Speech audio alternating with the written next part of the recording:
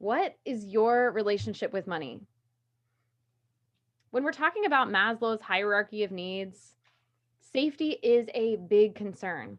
And in the world that we live in today, money is a big deal, whether we want it to be or not. It really plays into whether we feel secure, safe, sound, or not. And because of this, I brought on an incredible guest, Rose Brown. Now, Rose is the founder and CEO of several companies, including the accountant therapist and Brown's Fulfillment Consulting and Accounting firm. Her core belief is that without awareness, there can be no transformation. Therefore, using financial literacy as a tool to educate, empower individuals and businesses across the nation. Rose, I am so excited to have you on the show. Welcome. Thank you so much for having me, Carly. And hello to your audience. I'm so excited to be here and share the bit of information that I have.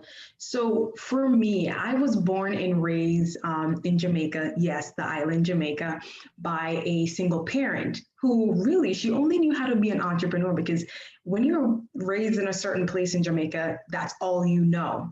And even though she was an entrepreneur, she never understood how to maintain or effectively manage a business. And when I say maintain, I'm talking about financial aspects as well.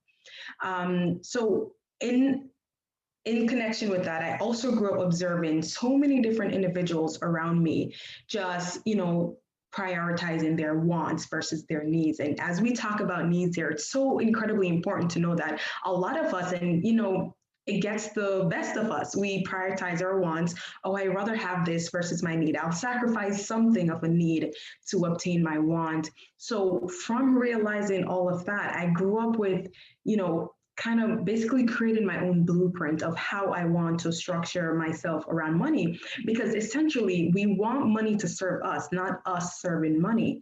So based on that, when I interact with a client, whether that's an individual or business, it's a matter of, well, what are your spending habits? How do you move about when it comes on to money?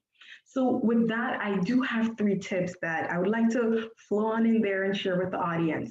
The first is, we all know that money is a constant source of pain and hurt for many people. And in order for us to kind of avoid or overcome mishaps like that, we have to essentially build a healthy relationship with money. And really, that starts with identifying your habits, your spending habits, your saving habits. How do you budget yourself? So, there's a couple of different things that go with that. And then my tip number 2 would be to develop a financial system and actually stick to it. I mean, it doesn't matter how much you have, how much you make, creating a structure really goes a long way. And with structure comes accountability. And for us, it's not easy to hold ourselves accountable. So, for that, I would say put together discipline and consistency. When you mesh discipline and consistency together, it increases your ability to really hold yourself accountable. And this also helps to create a sense of personal security. And when we talk about that aspect of things, you want to ensure that with each purchase, you are linking a purpose to it. So it's a matter of, well, why am I making this purchase? Is it to fulfill my higher needs, or is it to ensure that my basic needs are covered? And my last tip on here is to spend where it makes financial sense, but never be frugal to the point where it costs you more money. So think about it like this. Would you prefer to buy something that's a little bit cheaper over something that's a little bit more expensive because of the cost? You want to ensure that you're looking at quality, longevity. Is it worth it? Because if you buy something cheaper, it may break faster and then you keep spending. And in the long run, it will cost you more. So if you're able to spend where it makes financial sense, is it serving you? What's the benefits? Then you're able to really save in the long run. You don't want to necessarily look just at today per se, because today is only a part of the pie. What about tomorrow and next month? The list goes on, but we have to keep into consideration things of that sort. Yeah, I love that. Okay. So I have a lot of things to say in response to your tips, and I'm trying to formulate my thoughts as we go into this. The first thing is just talking about this month's theme is getting our basic needs met, Maslow's hierarchy of needs, and I just want to circle back to safety needs. That's the theme of today's episode. And when we're talking about safety needs, we're talking about personal security. So that's one area here that we're not talking about today, but I want to share. Also employment, resources, health, and property. All of these things, I would say every single one of these things are influenced by money. So I love that you bring up that, like money can be a source of pain, and it can hurt us, but it can also serve us in huge ways. And so I I love your example about, okay, well, we have to think about quality, right? We don't want to just go for the cheapest option because it might cost us more money down the line. And I laugh at this because I finally bought a new phone. And like you can see we're on video here, so she can see I have got a fancy new phone. And I was at the store and I was like, I am not buying that $50, $40 case. Ain't happening. I'm not doing it. And yet I'm thinking, oh my goodness, what if I drop this phone? Like that $40 purchase would give me so much more peace of mind and may cost me less money in the long run. But so I laugh at that because it's definitely, I'm going to go order a phone case right after this now. But it's true. It's totally true. Like if we buy this, this little crappy thing and it just keeps breaking, then we're, at $20 here, $20 there. We're about, hundreds of dollars down the line when we could have just spent $200 or whatever up front. I absolutely agree with that because, in reality, that's the case for all of us. And some of us, we say, oh, we can't afford it, but we end up spending more in the long run. And for you, phones these days are so expensive. So it's like you drop it and then it becomes more of an expense for you versus if you had went out and got that $50 case. Yeah, for sure. And of course, I'm like convincing myself, I'm just going to get it off Amazon. It's going to be, but yeah. But it's so interesting, and thinking about too, just another example that I think I read in like Jensen Charo's How to Be a Badass like a million years ago, but she talks about how, like you're like, well, I don't have enough time or money to pay this parking meter. And then you get a ticket that's 40 times the expense of that, few quarters that you could put in the parking meter.